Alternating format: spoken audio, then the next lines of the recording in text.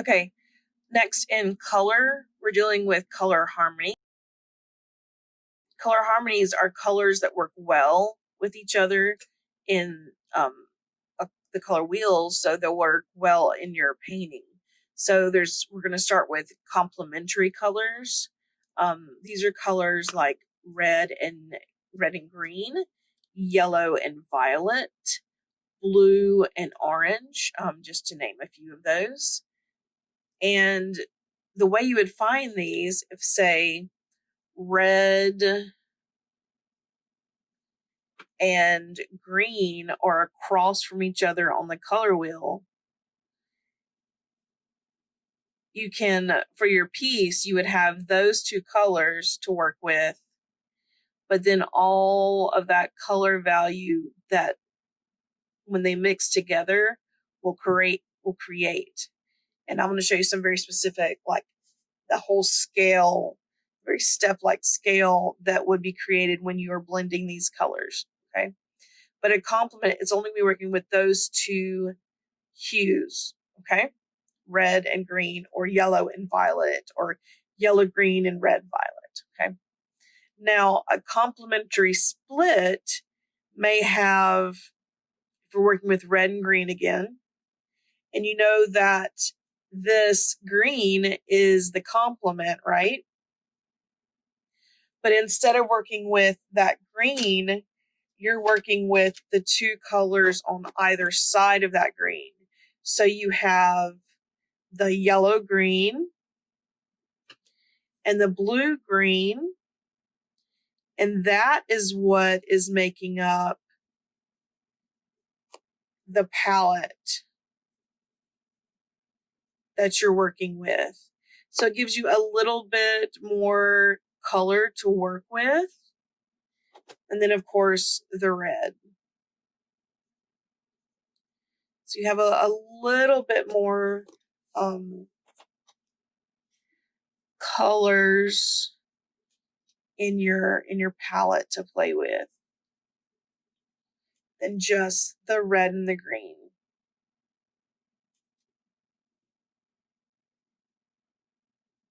So it's an interesting triad to play with. Now, that's a complementary split.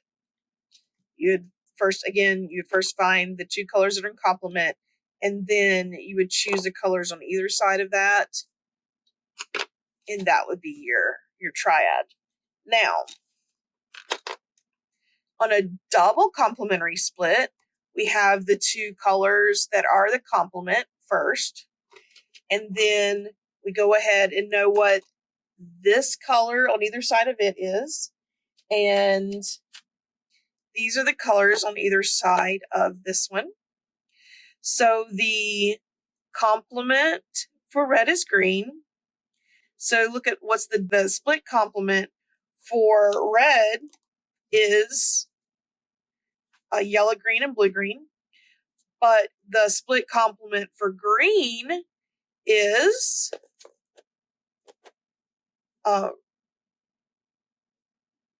the red, orange, and red, violet. Okay? So these are the four colors that we're working with right here. So we would be able to work with these four colors to create our palette. Now, an interesting thing about the double split complement, one, it's not a triad. So far, we've been dealing mainly with what we call triads, which mean they have three colors. Like this is a triad.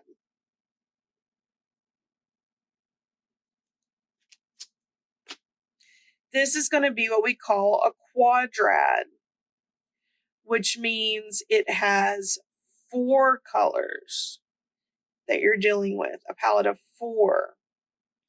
Gives you a little bit more wiggle room, a little bit wider range in color variety. And specifically the double split complement does some interesting things. It is one of the most widely used concepts in art because of some tricky things it can do. if you take this, let me get everything set back up so I know where all my colors are. If you take this and you turn it a little bit so that you're looking at, say, blue, green, and red, orange, those complements, we pull the blue, green, and red, orange as a complement, okay?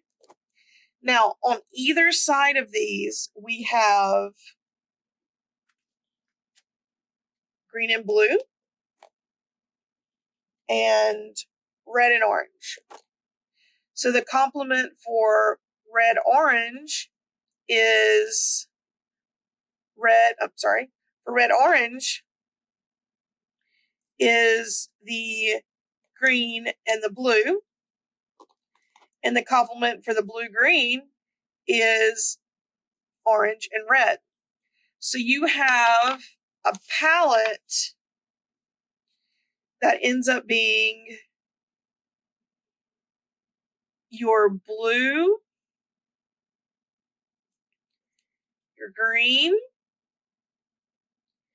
your red, and your orange. So that is a pretty interesting, that's just secondary and primary colors, which is really easy to get your head around when you're working with the palette. Especially, I see this a lot, especially when people are working on portraits or landscapes, because they're wanting to get these like for the sky and the land and then the complements of that. It really works well with what they're doing, and you get all these little beautiful subtleties in between it. Now, I use that a lot. I'll say I use that a lot. The one that I use the most, yellow green and red violet complement. And so on each side of the yellow green, we have yellow and green. And then on each side of the red violet, you of course have red and violet. Okay. So the complementary color, or the split complement for red violet is yellow and green, and the split complement for yellow green is red and violet. So you have you have your highs and your lows with your violets, and you get these nice warm earth tones with your reds and greens. So what I'm doing mine, I quite often am using this double split complement. Gives me my high values and low values. And you'll see this in several of my paintings.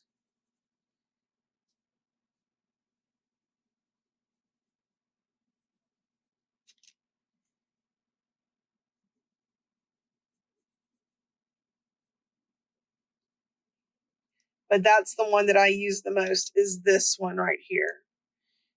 This yellow and violet and green and red complement is a double split complement. Now, some of the other things that you need to look at is this idea of analogous colors. Analogous colors colors on the color wheel that are going to be close to each other. So they're going to be in line. So you might have these three colors. You'll have like an orange, a yellow orange, an orange, and a red orange. Okay? And they're close to each other on the color wheel, and so they're going to work together really well. Okay? Those are analogous colors. I have seen people call analogous colors something as close as going yellow, green, blue, because they're close to each other. So they would have it, and they just skip the ones in the middle. So they would have it like this, And they would say yellow, green, and blue. These are close to each other on the color wheel, but you don't want to go any further than that. Coming to sort of the end of color for today, we have warm and cool colors. Now, warm colors are going to go from red violet through to yellow. And cool colors are going to go from yellow green through to violet.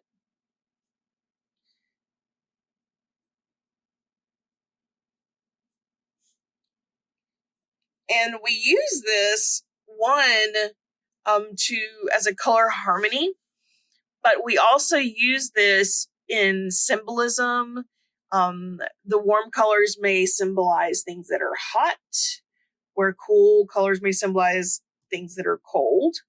The cool colors may symbolize things that are calm, passive, far away,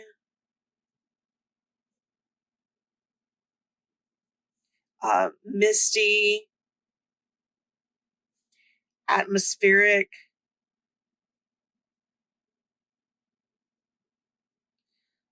sedate, still. Warm colors may suggest things that are more energetic,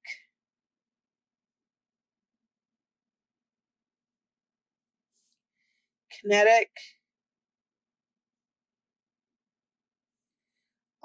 exciting. My pen's trying to write without me. Hot, literally spicy like food. Places make it to make you hungry. Businesses, I think about a McDonald's uses yellow and red to make you hungry. Some of the cool colors can be used to make you spend money, just like money. So it just depends on how things are used. So when we get into symbolism, there's going to be a whole lot of different things we look at as to see what these colors in themselves symbolize. But this just gets you a few things to start when you're using these. Now you can, and I know that I personally have often done it, use a full color harmony, like use your cools against your warms as a color harmony scheme. And that can be really fun because you can get into like a very dynamic contrast within your piece, so that when you put pieces colors down, you're laying the complements against each other, and you're doing it in a way that you really feel that warm against cool push and pull. So, and I'll do a demo with that so you can see what I'm talking about. But knowing what your warm colors and what your cool colors can help you be able to create some depth, some life, some symbolism throughout your pieces.